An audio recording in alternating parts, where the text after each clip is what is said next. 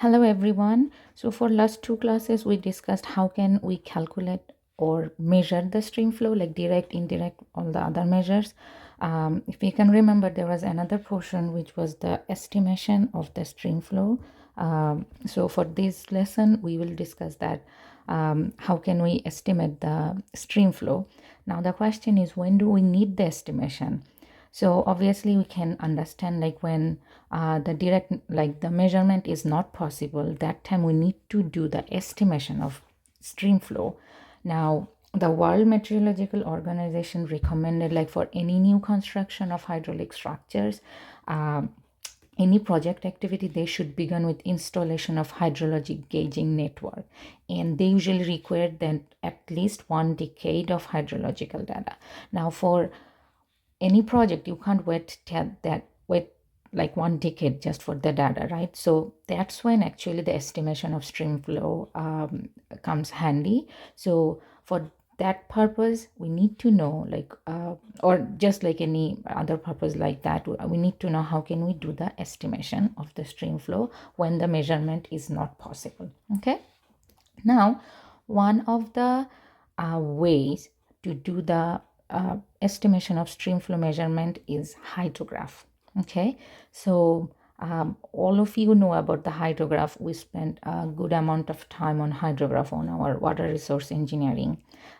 So what I will do, I will go through very briefly about the basics of hydrograph, and then we directly jump into the like how can we use the hydrograph for the stream flow measurement.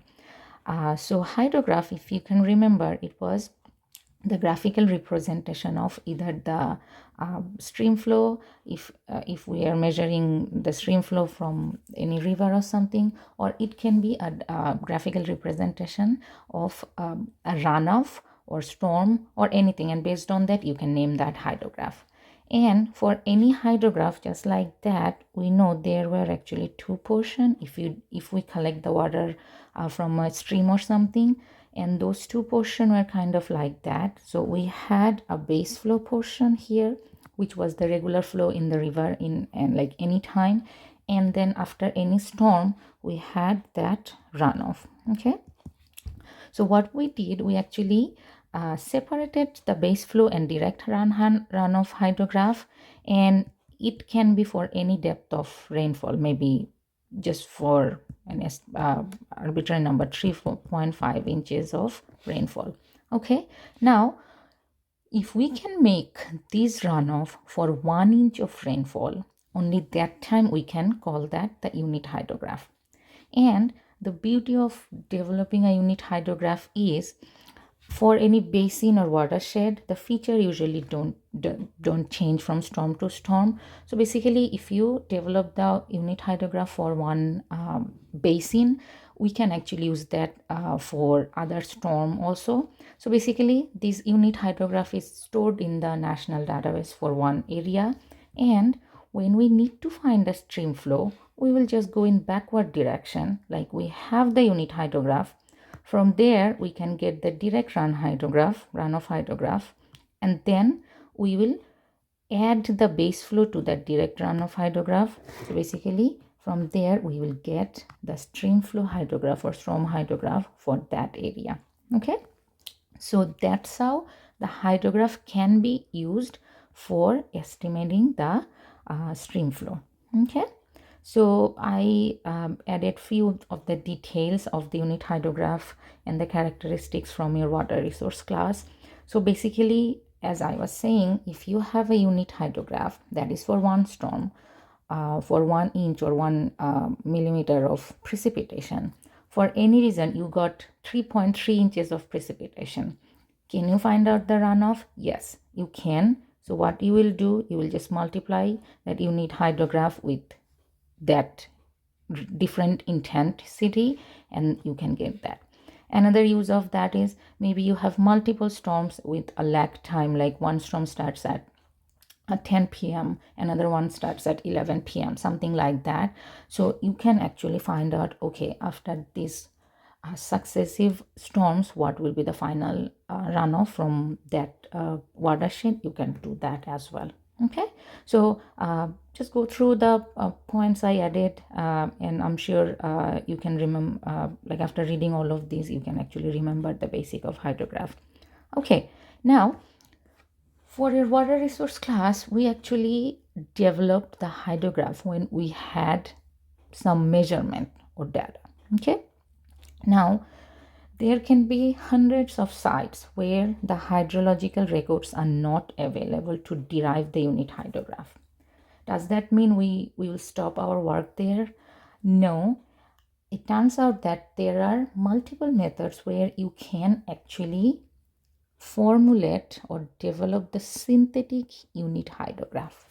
So the word synthetic means we are not measuring any like any flow or anything there. Rather, based on the channel geometry or based on some already established chart or table, we will try to get that, we will try to formulate that unit hydrograph. Okay, so the first one is the Snyder's method. This is widely used method for developing the synthetic unit hydrograph. So the basic of this method is it will give you some data points for the hydrograph based on the channel geometry mainly. Okay, so it is based on the channel geometry. Now you need 4 parameters to understand the hydrograph characteristics. One is the lag time, one is the peak flow, one is the time base, and one is the standard duration of rainfall excess for the unit hydrograph. Okay, so basically what I'm saying, for any watershed, we will have some geometric elements. We will know that, but like that is kind of known. And from that point, if we can come up with some points through which we can draw the hydrograph. Okay, so that's when the Snyder's method can be helpful. So it has like for these 4 parameters, he came up with 4 equations, like for TP, peak flow, time base, and standard duration. Now the question is, we know what is peak flow, but what is lag time? Can we remember that? Or what is time base? Or what is the standard duration of rainfall excess for the unit hydrograph? So what we will do, I will just change the view into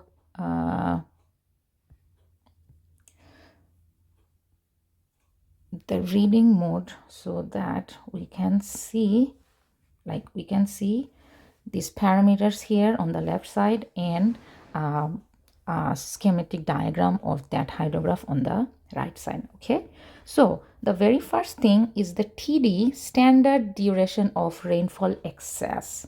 So this one is mainly based on the channel geometry.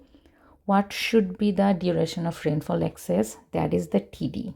Okay, now the second one is duration of rainfall excess other than the standard duration adopted in the study in hours. So TR is the actual duration of rainfall excess. Suppose for any watershed the standard duration was maybe 3.5 hours, but actually we had the storm which continued for like that hour, that duration was maybe 2 hours. So obviously they are different, so how can we adjust that? Now TP, lag time from midpoint of the rainfall excess duration TD to peak of the unit hydrograph. If you look at the screen, that TP, the purple color, that is actually from midpoint of the TD to the peak, right? TPR, lag time from midpoint of the duration TR to the peak of the unit hydrograph. So for TR, basically it's like whatever actual hour of rainfall excess we are getting from that. Suppose it's 2 hours, I just added some random value. So it will be from 1 to the peak, that will be the TPR, that blue color. The next one is time base of unit hydrograph. Basically from starting to the end point, the whole duration, that is the time base T. For this case, it's 13 hours, okay? For QP, peak flow for standard duration, as if you can remember that that standard duration, like based on channel geometry, what should be the standard duration? Now based on that duration, what is the peak flow? That is actually the TD. QPR, peak flow for duration, that is actually for actual duration, QPR. LC, stream mileage from the outlet to the point opposite of the basin centroid. Okay, so if you have a watershed and that stream going through that watershed, the full length of that stream is L, and obviously for that watershed there is a centroid. So from that centroid to the outlet, that distance is actually the LC. Okay, and A is the drainage area in mile square or kilometer square. So those are the things, and based on that, Snyder actually proposed 4 equations. Okay, and we also need 2 coefficients. One is the CT, which is the coefficient representing slope of the basin. Okay, and CP, coefficient indicating the storage capacity, like what is the storage capacity of that stream. So we also need that CP and CT to find out the coordinates of the hydrograph as well. Okay, so once we have that, here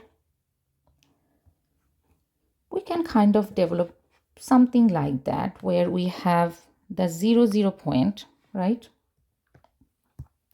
Where we have the 0 point, we have the peak, we have the end point. So we already have 3 points. Okay, like 0 end and the peak. Now in between these two there can be millions of shapes. So how can we get kind of the actual shape? So for that one, he also proposed that, okay, we will take 2 more points where the discharge is 50% and where the discharge is 75%. Okay, so suppose this is the peak QP. So we will find a point where it's 0.75 QP, and we will find a point when it's 0.5 QP. Okay, and when we say that one, we will actually calculate the width of this one. Okay, and we already have the QP here, and now we have the width. It can be anything in time unit. Suppose for this one it was 10 hours, the width, and for this one it was the 18 hours. Okay, here, so in total there is 10 hours, here 18 hours. Now even if we have 10 hours and 18 hours, I don't know how I will divide that with respect to that Q peak. So what he suggested, for that 10 hours, we will take 1/3 of that 10 hours on this side and 2/3 of 10 hours on that side. Similarly, for 18 hours, we will take 1/3 here and 2/3 here. So now if you notice, we already had 3 points. Now we had 1 2 1 2, in total 7 points, and then we can actually draw that. Okay, so that's the Snyder method for developing the synthetic unit hydrograph, which is mainly based on the geometric elements and the actual time of the rainfall, but we are not measuring any stream flow or anything here, but we can get that unit hydrograph, and then we can add the base flow that can give us the stream flow. Okay, so that is one way. Another one was Nrcs method. So Nrcs is Natural Resources Conservation Surveys. Previously it was called SCS. So what they did, they actually analyzed a huge number of field data for various size basin in different geometric location. And based on that, they came up with a non-dimensional unit hydrograph data just like that. Okay, so it is kind of like that, which is T over PR and Q over QP, and these are all the non-dimensional data. Now for your case, for your specific case, if you want to get the hydrograph for your area, which is T and Q only, you need to know PR and QP. Now how can you calculate that? So they proposed it will be QP equals to 484A over PR in English unit and QP 0.208A over PR in metric unit. And the PR is what? PR is actually, if we look at this image again, PR is actually from the beginning to peak. That is actually the PR. Okay. So once we have PR, we can get T.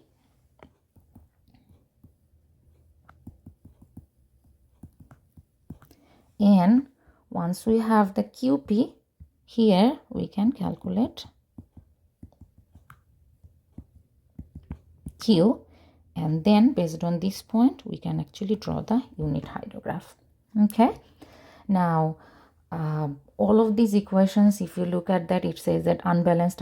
So if you try to match the unit, it will not be perfect, because most of the time those are kind of empirical equation based on the data. They just came up with these equations. Okay, so once we have that, again, once you have the unit hydrograph, based on the rainfall intensity, you can produce the direct runoff hydrograph, which is the only runoff, then base flow, and once you have the base flow, you can actually calculate the stream flow.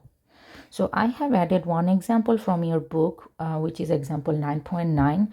So I will go through very briefly, but I encourage you to go through that problem as well. Okay, so it says that the hydrograph data, this is the 0 to 150, like these are the hydrograph data. Okay, so you have the hydrograph data, unit hydrograph, and it says that storm sequence data, there were 4 storms. Precipitation was 1, 2.75, 4.5, 2.5. Okay, so this one is actually for 1 inch. Okay, and okay, isolated storm 2 hour. Okay, so they have a 2 hours lag, I guess. Yeah, for each one they have a 2 hours lag. So what they did for unit 1, it was 0.4 multiplied with unit hydrograph. Okay, so that's what they did. Oh, now you may ask, ma'am, why it's 0.4? It should be 1. That's because they said that amount of the losses amount to 60% of the precipitation, so only 40% is actually the contributing here. So that's why this is the one. The next one is 2 hours lag. So here what you will do, you will again multiply it with 1.1. The third one is 4 hours lag, then the 6 hours lag. So after ending all of these storms, you need to add all of these and then multiply. You need to add base flow, that will give you the stream flow hydrograph. And you did exactly same example on your water resource engineering also. So that's how you can actually use the hydrograph for stream flow estimation. So I will stop this video here. For the next part, I will solve one class example for the Snyder method and one class example for the Nrcs method. Thank you.